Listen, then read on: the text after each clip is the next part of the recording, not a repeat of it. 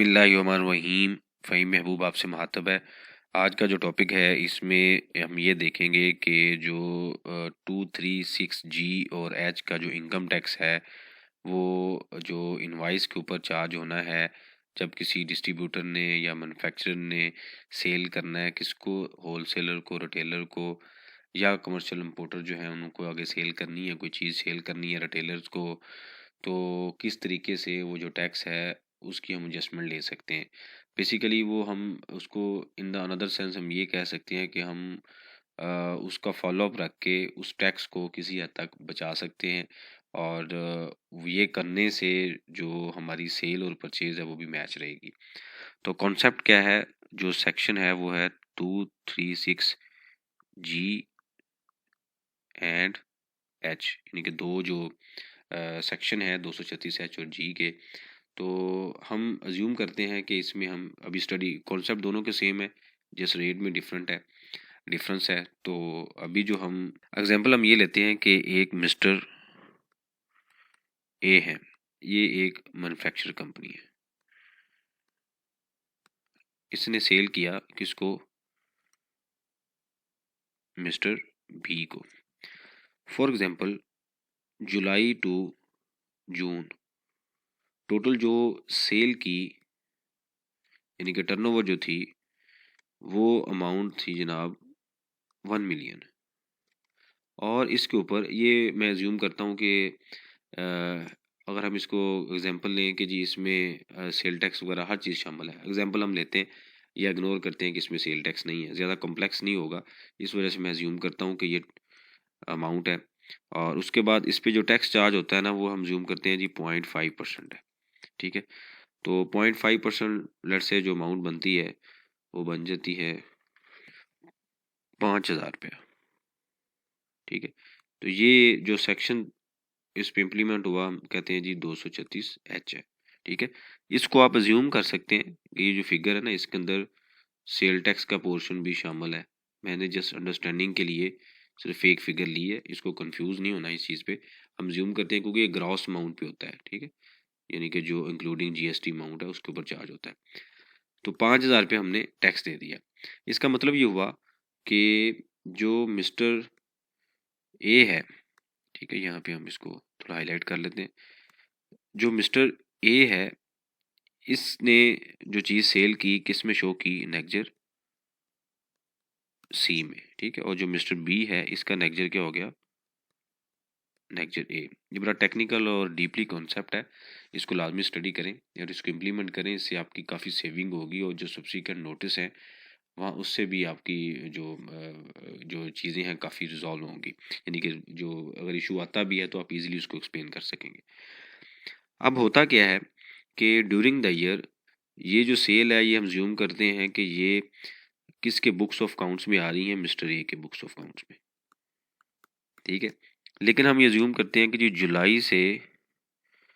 जुलाई से जून जो actual sale थी, यहाँ पे तो 1 मिलियन था लेकिन 5 लाख रुपए इन्होंने रिटर्न कर दी किसी भी वजह से, किसी भी वजह से रिटर्न होगी, ठीक है। अब वो जो रिटर्न हुई उसको सेल टैक्स रिटर्न में तो जस्ट कर दिया गया। सेल टैक्स रिटर्न में हम ये कहते हैं कि जी इसने जो मिस्टर ए है, यहाँ पे हम एग्जांपल लेते हैं, मिस्टर ए के जो अकाउंट्स थे इन्होंने कहा जी मेरी जो नेट सेल है ना वो है 5 लाख। 5 लाख कैसे आया, 1 मिलियन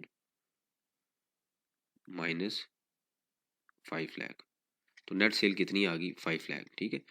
और यही सेल इनकी सेल टैक्स रिटर्न में भी है क्योंकि उन्होंने सेल टैक्स रिटर्न में भी इसको रिपोर्ट कर दिया। हम ज्यूम करते हैं विदिन 160-80 डेज था और सेल टैक्स रिटर्न में भी वो चीज़ रिपोर्ट होगी। लेकिन अब क्वेश्चन ये है यहाँ पे कि जो टैक्स 5,000 हमने दिया वो किस पे किया हुआ है, 1 मिलियन पे, और ये 0.5% था 1 मिलियन के ऊपर।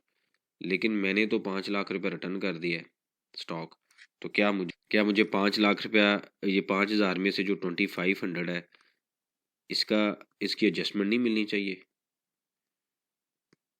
लॉजिकली तो मैंने एडजस्ट किया हुआ है, पे किया हुआ है, तो मुझे इसकी एडजस्टमेंट मिलनी चाहिए। तो इसकी एडजस्टमेंट कैसे करनी है, अब यहाँ पे होता क्या है कि जो रिटेलर है यानी कि मिस्टर बी चूंकि एक रिटेलर होलसेलर है, मैन्युफैक्चरिंग कंपनी को हो सकता पता हो, इस चीज़ का अंदाज़ा हो, लेकिन ये भी पॉसिबल है कि जो इस चीज़ को मैनेज कर रहे हैं उनको इस चीज़ का आइडिया ना हो या वो इस चीज़ की एडजस्टमेंट ना लेते हों।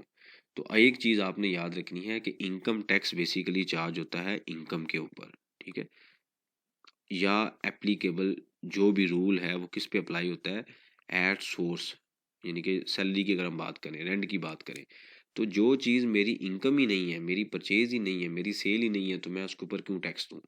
तो जब हमने 1 मिलियन की सेल की तो हमें पता चला कि जिसके ऊपर जो टैक्स है 0.5% है, लेकिन बाद में चूंकि स्टॉक रिटर्न हो गया तो इसका मतलब मेरी जो सेल थी वो कितनी थी, 5 लाख है। इसकी एग्जांपल ऐसे ही है जैसे हम डेबिट या credit note sale tax return में एडजस्ट करते हैं, और जब हम सेल करते हैं तो आउटपुट टैक्स हम पे करते हैं, और जब रिटर्न होता है तो हम इनपुट टैक्स या नेग्जर आई के थ्रू अपना आउटपुट टैक्स कम करते हैं। तो सेम स्टोरी आपने अप्लाई करनी है इनकम टैक्स के ऊपर।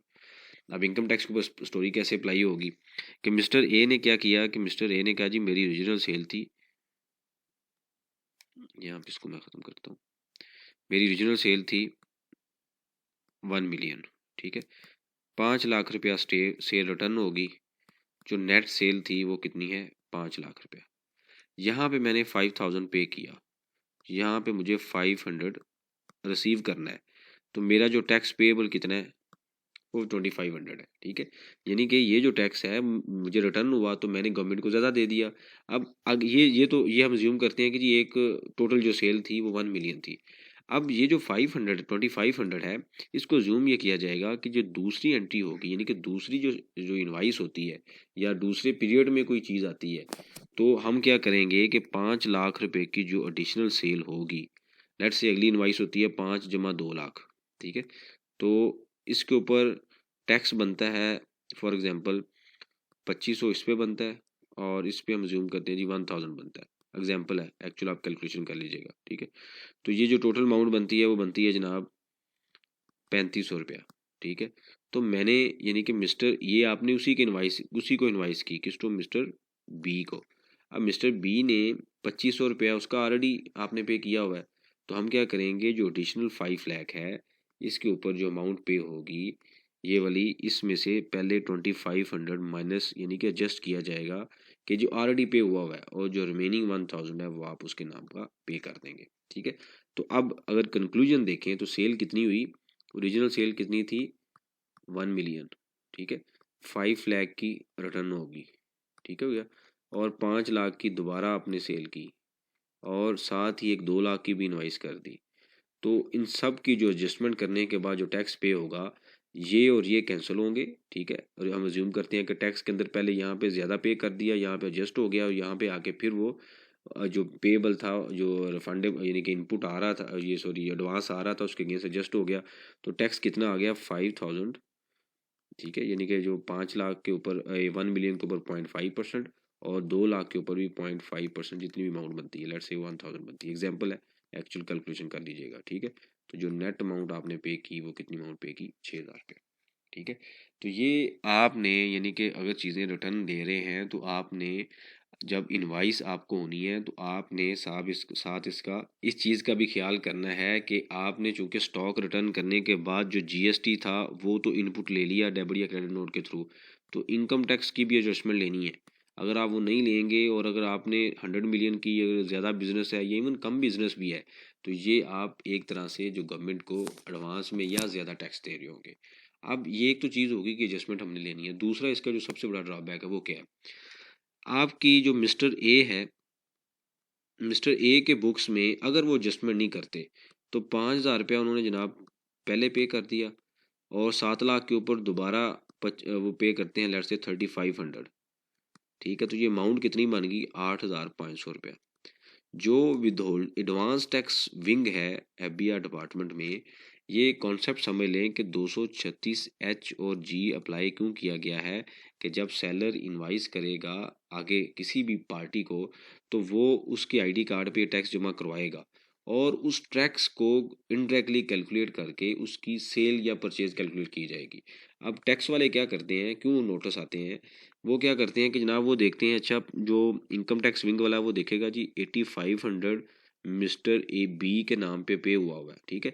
तो वो क्या करेगा, इसको डिवाइड करेगा 0.5 से, मल्टीप्लाई कर देगा 100 से, तो उसके बाद एक फिगर आ जाएगी कि मिस्टर बी ने, जिस पार्टी ने 8500 जमा करवाया है उससे, फॉर एग्जांपल 50 मिलियन की, ये सॉरी 85 मिलियन की जो वैल्यू है वो जो स्टॉक है वो परचेज किया है, ठीक है। तो अब इसका मतलब ये हुआ कि जो मिस्टर बी है, मिस्टर बी ने जो अपनी परचेज दिखानी है वो 85 मिलियन होनी चाहिए। अगर वो नहीं होगी तो उसको नोटिस आ जाएगा कि भाई तुमने टैक्स तो उस बंदे ने आपके नाम पे इतना जमा करवाया है और आप करवा रहे हैं कम, ठीक है। आप किस तरीके से करेंगे, आप ये कहेंगे जी ठीक है एग्री मैं करता हूँ, 85 मिलियन मेरी परचेज थी, लेकिन 5 मिलियन तो मैंने रिटर्न कर दी, मेरी जो परचेज थी वो थी 80 मिलियन। लेकिन चूंकि इस पार्टी ने, मिस्टर ए ने एडजस्टमेंट ही नहीं की आपकी इनकम टैक्स की, जो भी हमने यहाँ पे देखा है, ये जो कॉन्सेप्ट देखा है, तो एडजस्टमेंट ही नहीं की, तो उसने तो उसमें एडवांस टैक्स, सेल टैक्स में रिटर्न में एडजस्टमेंट ले ली कि ये स्टॉक रिटर्न हुआ है, लेकिन इनकम टैक्स में एडजस्टमेंट ही नहीं की। तो जब इनकम टैक्स में एडजस्टमेंट नहीं होगी तो आपकी जो परचेज की वैल्यू है वो डिफरेंट होगी, कैलकुलेशन के मुताबिक डिफरेंट होगी, और आपको नोटिस आ जाएगा जिस चीज़ को एक्सप्लेन करें। तो उस टाइम एक रिकन्सलेशन करना, उसको कैलकुलेट करना, एक लंबी और लंबी चौड़ी एक रिहर्सल बन जाएगी, टाइम उसमें आपका कंज्यूम हो सकता है, बेशुमार उसमें चीज़ें आपको इकट्ठी करनी पड़ेंगी। तो इसी वजह से आप इस चीज़ के ऊपर विजिलेंट हो जाएं। अगर आप बिजनेस कर रहे हैं, अगर आप जॉब कर रहे हैं, किसी भी पोजीशन पे हैं, टैक्स की जो स्टेज, जिस जिस स्टेज से आप निकल रहे हैं, गुजर रहे हैं, उस पे जो जो इश्यूज हैं, हर्डल्स हैं, उनको ऑन टाइम उसी स्पोर्ट पे उसको ख़त्म करते जाएं। अदरवाइज़ क्या होगा कि 5-6 साल तक हमें नोटिस आ सकता है। जब एक तरह की अमाउंट मटेरियल बन जाएगी, हर साल की थोड़ी थोड़ी अमाउंट जमा होती रहेगी, और 2-3 साल के बाद आपको एक नोटिस आएगा, तो वो उस चीज़ के ऊपर आपका टाइम भी ज़ाया होगा, पैसा भी ज़ाया होगा, और आपको एक्सप्लेन करना भी मुश्किल होगा। तो ये छोटी छोटी चीज़ें हैं, ये इतनी छोटी छोटी ट्रिक्स हैं, ये बहुत बड़ी ब्लंडर की तरफ हम सम टाइम हमें ले जाती हैं कि हमारी जो इनकम टैक्स है वो ज़्यादा जमा हो रहा है। इसकी एग्जांपल ऐसे ही है, एक और अगर मैं एग्जांपल दूं, कि अगर एक मेरे CNEC पे टैक्स जमा हो गया है फॉर एग्जांपल 5 लाख रुपया, ये सैलरी टैक्स एग्जांपल में लेता हूँ, और मैं जनाब सैलरी शो करता हूँ 2 मिलियन, तो उन्होंने कैलकुलेशन करनी है कि आपके आईडी कार्ड पे टैक्स जमा हुआ है 5 लाख, और सैलरी आपकी आ रही है 2 मिलियन, इसको एक्सप्लेन करें। तो मैं बाद में देखूंगा अच्छा ये तो जिसने मेरा जमा करवाया ना, उसने गलती से किसी वेंडर का टैक्स मेरे नाम पे जमा करवा दिया है, वो एक डिफरेंट स्टोरी है, वो एक डिफरेंट सिचुएशन है। ये भी पॉसिबल है कि मैं इनकम थोड़ी करूं। तो कानून ने 236H और G इस वजह से अप्लाई किया कि ताकि इस टैक्स की बेस पे जो परचेज और सेल की वैल्यू है उसको कैलकुलेट किया जाए। तो अगर आप इसकी एडजस्टमेंट रिटर्न में नहीं लेंगे, जो अभी हमने इस एग्जांपल में भी हमने स्टडी किया है, तो उस केस में फिर जो इशू क्रिएट होगा वो यहाँ पे आएगा कि टैक्स के मुताबिक परचेज ज़्यादा होगी और आपने कम शो की होगी। वो आपने क्यों कम शो की होगी, क्योंकि एक्चुअल में जब बिजनेस हो रहा होता है तो सेल और सेल रिटर्न माइनस करने के बाद नेट परचेज आप शो करेंगे, स्टॉक शो करेंगे, लेकिन जो टैक्स जमा हुआ है ज़्यादा अमाउंट पे हुआ हुआ है, तो उस चीज़ के ऊपर आपको नोटिस आएगा। इसमें दो नुकसान है, नंबर वन नोटिस आ सकता है, ठीक है, और उसको एक्सप्लेन करना, एक डाटा इकट्ठा करना, हाल दो उसको हम उसको हैंडल कर सकते हैं, लेकिन डाटा इकट्ठा करना, बनाना, टाइम लगाना, उसमें काफ़ी चीज़ें इन्वॉल्व हो सकती हैं। सेकंड जो चीज़ है वो ये है कि जो गवर्नमेंट को टैक्स आपने देना है 6,000 रुपया, और आप दे रहे होंगे 8500, ठीक है, यानी कि उसकी जो 2500 की एडजस्टमेंट ही आप नहीं लेंगे। तो ये छोटी छोटी चीज़ें हैं, और कॉस्ट ऑफ बिजनेस आपको पता है इस तरह की सिचुएशन में ऑलरेडी बहुत ज़्यादा हो चुकी है। तो आप हर स्टेज पे कोशिश करें जहाँ भी आप टैक्स को सेव कर सकते हैं, लीगल वे से ट्रिक्स यूज़ करते हुए उसको लाजमी यूज़ करें। इस चीज़ को आज इम्प्लीमेंट करें। जब भी आपके जहन में एक कॉन्सेप्ट होना चाहिए, जब भी स्टॉक रिटर्न होना है, अगर आपको एडवांस टैक्स चार्ज हुआ है तो GST के साथ साथ एडवांस टैक्स की एडजस्टमेंट भी आपने लेनी है।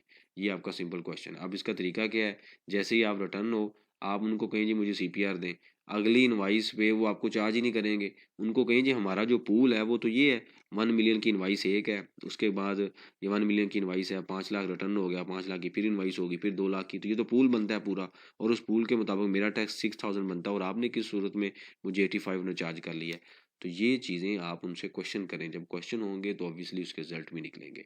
इस तरीके से आप ये चीज़ मैनेज करेंगे तो आपका इनकम टैक्स भी बचेगा, और आपके जो नोटिस हैं उस चीज़ से भी आप बच सकते हैं। थैंक यू वेरी मच, जज़ाकल्लाह।